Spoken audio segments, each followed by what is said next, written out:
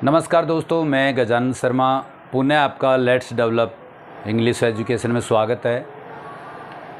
अब से पहले हमने आपका auxiliary verb, use of is am are, use of was were, use of shall will, use of has have, use of had, use of shall have, will have का प्रयोग किया। और अब आज हमारा पॉइंट रहेगा टेंस, काल। अंग्रेजी में सबसे महत्वपूर्ण टॉपिक जो टेंस का होता है वो है, टेंस में हमारे विद्वानों ने, ग्रामर रचयिताओं ने टेंस तीन है और तीनों के चार चार पार्ट बताए। हमारी जानकारी में हम एक सुविधा के अनुसार, मैं ये नहीं कह रहा कि वो गलत है, ये विवादित विषय नहीं बनाए, हमने हमारी सुविधा के अनुसार इनको एक टेंस के 5 पार्ट बनाए। और वो 5 पार्ट इसलिए बनाए कि जैसे मैं कहूँ कि मैं एक अध्यापक हूँ, तो ये कौन से टेंस में आएगा। आप प्रेजेंट इंडेफिनिट टेंस का हिंदी वाक्यों के अंत में था, यानी आप ये कह सकते हैं कि इंग्लिश में पहचानने के लिए कि हम डू डज का प्रयोग करते हैं या एस ई एस का फर्स्ट फॉर्म के साथ प्रयोग करते हैं, ये उसकी पहचान हो गई। यदि आप रहा है, रही है, तो फिर कंटिन्यूअस में गया, चुका है, चुकी है, तो परफेक्ट में गया, और यदि कुछ समय से ऐसा हो तो परफेक्ट कंटिन्यूअस टेंस में गया। तो फिर अब हमारे सामने यह है कि मैं एक अध्यापक हूँ, ये कौन से टेंस में आएगा। अब बहुत सारे लोग कहते हैं जी प्रेजेंट सिंपल में क्रिया होती है, लेकिन मैं एक अध्यापक हूँ, इसमें क्रिया नहीं है। तो इसलिए मैंने अब ये मैं मेरी सुविधा के अनुसार, आपकी सुविधा के अनुसार कह सकता हूँ इसको। तो हमने एक टेंस में 5 पार्ट बताएं। 5 पार्ट में सबसे पहले जैसे हम बात करें,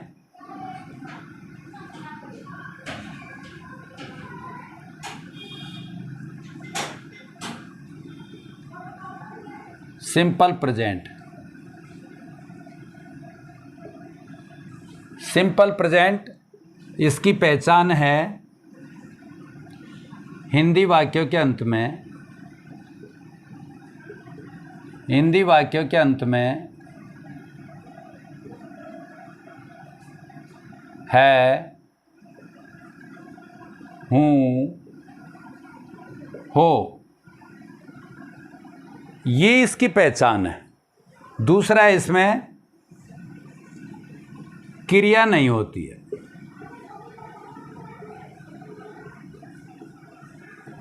क्रिया नहीं होती है, हूँ, हो। अब देखिए, एक सेंटेंस में बहुत सारी पहचान, लेकिन हमें वो 3-4 का ये सर्वे करना है कि क्या क्या। अब जैसे मान लो ये है, हूँ, हो और जगह आ जाएगा तो वहाँ क्रिया होगी, इसमें क्रिया नहीं है, यानी कहीं न कहीं कुछ न कुछ अंतर होगा। और ये जब आप और आगे जब पढ़ेंगे तो इन चीज़ों का, क्योंकि बहुत सारे में अभी जैसे आपका मॉडल एक्जुलरी वर्ब मैंने बताया था, उसमें हमने मे का प्रयोग, कैन का प्रयोग, ये सकता, सकती, सकते, ऐसी जगह किया, शुड का प्रयोग, मतलब कुछ ऐसे जहाँ प्रबल संभावना है, संभावना के लिए हमने 2-3 जगह बताया। लेकिन उसमें अंतर कैसे होगा, ये जब आप प्रैक्टिस करेंगे तो आपको खुद को महसूस होने लग जाएगा कि इनमें ये अंतर है, ये है। और इसको बनाने का नियम है subject plus is, am, are plus object. ये सेंटेंस बनाने का रिमाइंडर, यदि कोई हो तो रिमाइंडर, ये सेंटेंस बनाने का तरीका है। तो ये ध्यान दें कि प्रेजेंट सिंपल अब बहुत सारे उसको भी कहते हैं, जो मैं उस विवाद में नहीं जाना चाहता, लेकिन मैं मेरी ये कह सकता हूँ सुविधा के अनुसार मैंने इसको बनाए 5 पार्ट। ये यदि आपको कहीं इसका ऐसा हो कि मेरे इसके अलावा, यदि आपका प्रेजेंट इंडेफिनेट में हो, प्रेजेंट कंटिन्यूअस में, या परफेक्ट में, परफेक्ट कंटिन्यूअस में कहीं भी हो, तो आप मुझे कमेंट्स बॉक्स में लिखें कि नहीं जी ये आप गलत लिख रहे हैं। तो ये सेंटेंस थे present indefinite tense, present perfect, present continuous, present perfect continuous. इनके अलावा ये सेंटेंस कहाँ आएगा, तो हमने इसको सिंपल प्रेजेंट कहा। सिंपल प्रेजेंट में वाक्यों के अंत में है, हूँ, हो, ऐसा हो। अब जैसे ये जरूरी भी नहीं है, जैसे हमने कहा गाय का रंग सफ़ेद होता है, अब हमने ता है, ती है, ते है तो लगा दिया, लेकिन उसमें क्रिया नहीं है, यानी किसी के कलर के बारे में, किसी के गुण के बारे में, या कहीं कोई स्थान के बारे में, या कोई व्यक्ति जहाँ कहीं बैठा है या उसके पद के बारे में ऐसा बताएं तब भी, और वो वर्तमान साबित कर रहा हो, तो उस जगह हम इसको सिंपल में ही रखते हैं। तो ऐसे सेंटेंसों को बनाने के लिए ये स्ट्रक्चर है सब्जेक्ट प्लस। अब ये आप सब जानते हैं, लेकिन फिर मैं आप बता रहा हूँ कि इज का प्रयोग singular he, she, it, name और कोई सिंगुलर नंबर हो तो उसके साथ हम इज का प्रयोग करेंगे। एम का प्रयोग आई के साथ करेंगे और आर का प्रयोग यू, वी, दे और प्लूरल कोई नाउन हो, नंबर हो, उस जगह हम इसका आर का प्रयोग करेंगे। ये इसका बनाने का एक स्ट्रक्चर है। तो आइए बनाते हैं सेंटेंस।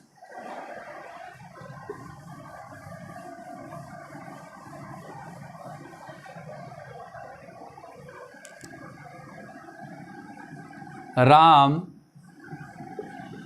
एक अध्यापक है। राम एक अध्यापक है। अब ये है, हूँ, हो आ गया, क्रिया नहीं कर रहा, राम के बारे में बता रहे हैं। यहाँ लिखेंगे राम।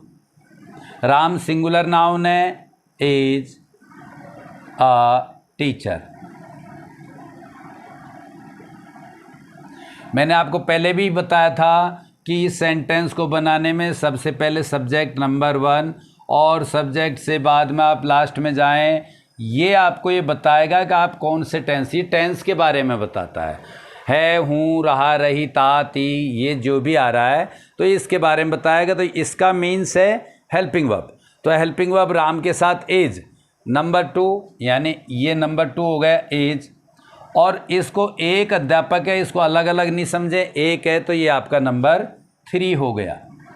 अब आप सेंटेंस बना सकते हैं number 1, number 2, number 3। Ram is a teacher. Ram एक अध्यापक है। ये सेंटेंस यदि आपको इस टेंस के अलावा कहीं आपको आप इसको एडजस्ट कर सकते हैं तो हमें बताएं। जैसे तुम आज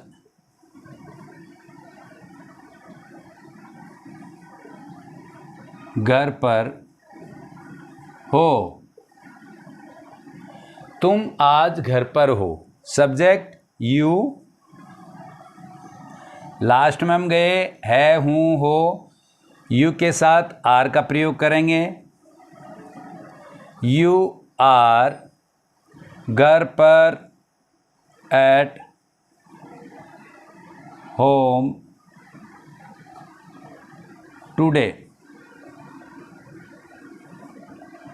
टुडे घर पर हो, टुडे। अब ये ध्यान देने की बात है कि ये जो मैंने एट का प्रयोग किया है, ये एट का प्रयोग अब आप कह सकते हो जी घर में आप इनका प्रयोग भी कर सकते हो, ऑन का प्रयोग भी कर सकते हो, क्योंकि घर पर ये जब हम प्रिपोजिशन पढ़ेंगे तो उस समय बताएंगे कि घर का प्रयोग इन का, यानी ये एट पूरे एरिया को कवर करता है कि आप छत पे भी हो सकते हैं, आप कमरे में भी हो सकते हैं, आप आंगन में भी हो सकते हैं, इसलिए हम एट का प्रयोग करते हैं। तो ऐसे सेंटेंस बनाने के लिए हम प्रेजेंट सिंपल का ही प्रयोग करेंगे, और प्रेजेंट सिंपल में कभी भी क्रिया नहीं होती है।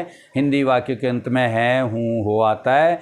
किसी के गुणों के बारे में, किसी के कलर के बारे में, किसी के पद के बारे में, किसी के स्वास्थ्य के बारे में ऐसी जानकारी हो और क्रिया नहीं हो और प्रेजेंट में हो तो ये प्रेजेंट सिंपल ही आएगा ये सेंटेंस बनाने के लिए। अब इसका सीधा सा है कि यदि आप इसको इंट्रोगेटिव, नेगेटिव या इंट्रोगेटिव WH फैमिली में बनाना चाहते हैं तो आप इसको इंट्रोगेटिव बनाना चाहते हैं तो आप is, am, are plus subject, अब क्रिया तो है नहीं, प्लस ऑब्जेक्ट, रिमाइंडर और इंट्रोगेटिव मार्क्स।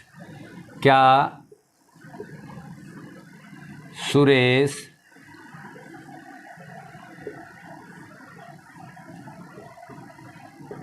कक्षा में है? या अब क्या के लिए सबसे पहले इज, एम, आर तीनों में से देखें कि सुरेश सिंगुलर है, इज का प्रयोग करेंगे। सब्जेक्ट क्या है? सुरेश कक्षा में, इन द क्लास, क्लासरूम भी कह सकते हैं या क्लास भी कह सकते हैं। ये आपका सेंटेंस बना।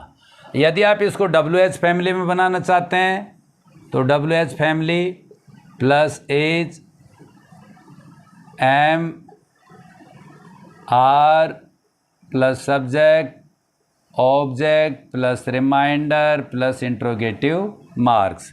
WH फैमिली पहले भी बता चुका हूँ कि W से स्टार्ट हो या H से स्टार्ट हो, यदि हिंदी वाक्यों के अंत में क्यों, वो हिंदी वाक्यों के बीच में क्यों, कहाँ, कब, कैसे आए तो वो WH फैमिली माना जाता है। और उसमें या तो W से प्रारंभ होगा या H से प्रारंभ होगा। ऐसे सेंटेंसों को बनाते समय सबसे पहले ये समय सूचक या व्यक्ति विशेष सूचक को सबसे पहले लाएं। आज घर पर कौन है, ये सेंटेंस है। कौन, कहाँ, कब, कैसे ये आए तो सबसे पहले इसको कौन हूँ, आज घर पर कौन है। अब ये आप देखें कि हूँ एक वचन है या बहुवचन है, या ये आपको देखना है। तो इज का हूँ इज,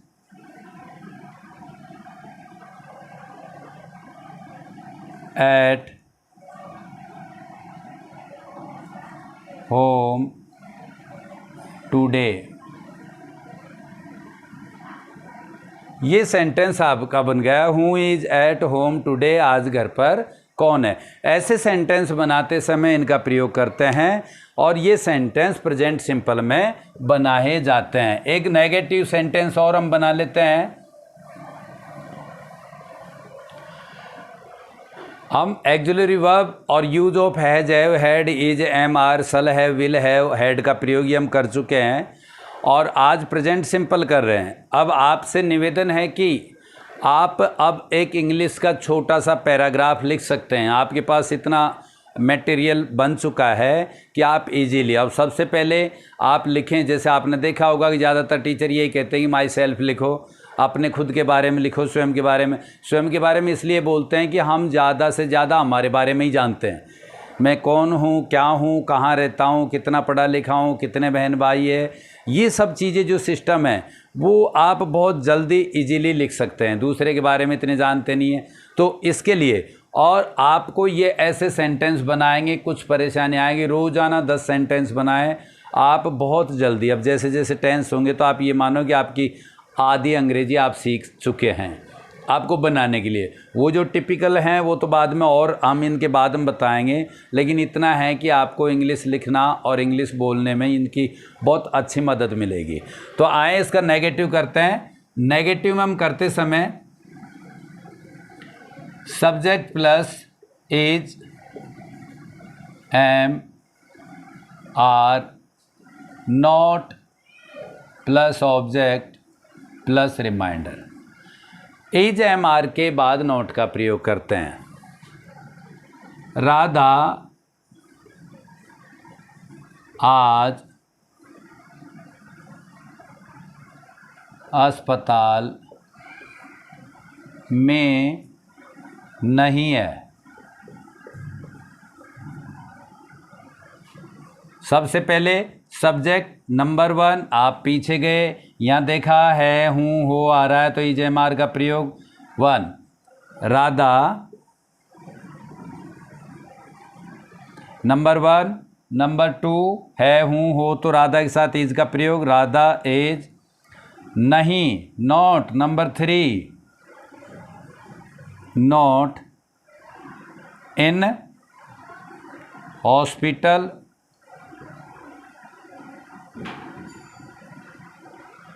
टुडे।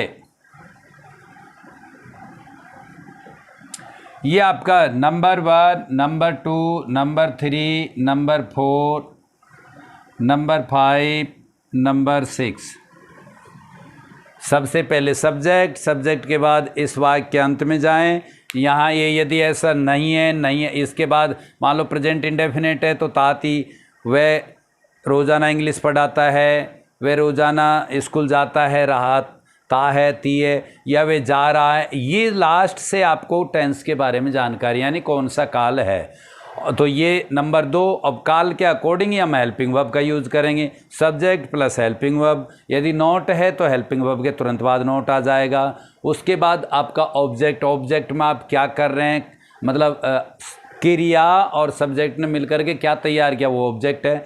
आप यहाँ अस्पताल आपका ऑब्जेक्ट हो गया, टुडे ये भी आपका ऑब्जेक्ट है। हमने पहले ही बताया था कि ऑब्जेक्ट 4 प्रकार से भी हो सकते हैं। एक सेंटेंस में सब्जेक्ट एक होता है, इंजन एक होता है, लेकिन डिब्बे बहुत सारे हो सकते हैं। उसका ऑब्जेक्ट बहुत सारे हो सकते हैं, एक भी हो सकता है, 2 भी हो सकते हैं, 3 भी हो सकते हैं।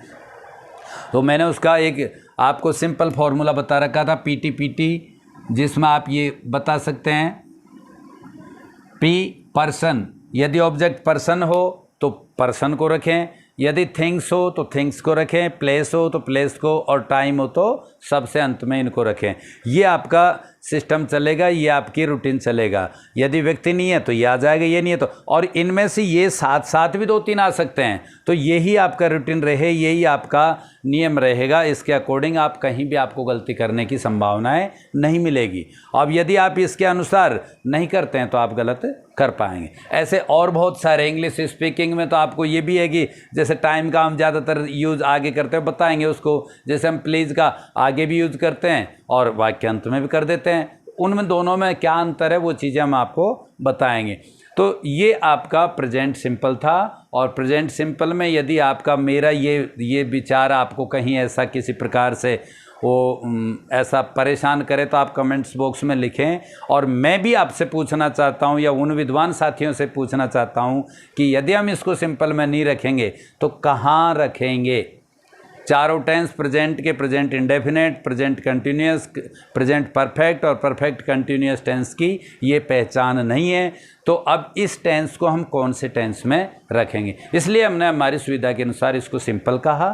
तो आपसे निवेदन है कि आप अपने साथियों को, अपने रिश्तेदारों को हमारे लेट्स डेवलप इंग्लिश एजुकेशन के बारे में बताएं, ज़्यादा से ज़्यादा लोगों तक शेयर करें और उनको को सब्सक्राइब करें। तो देखते रहें लेट्स डेवलप।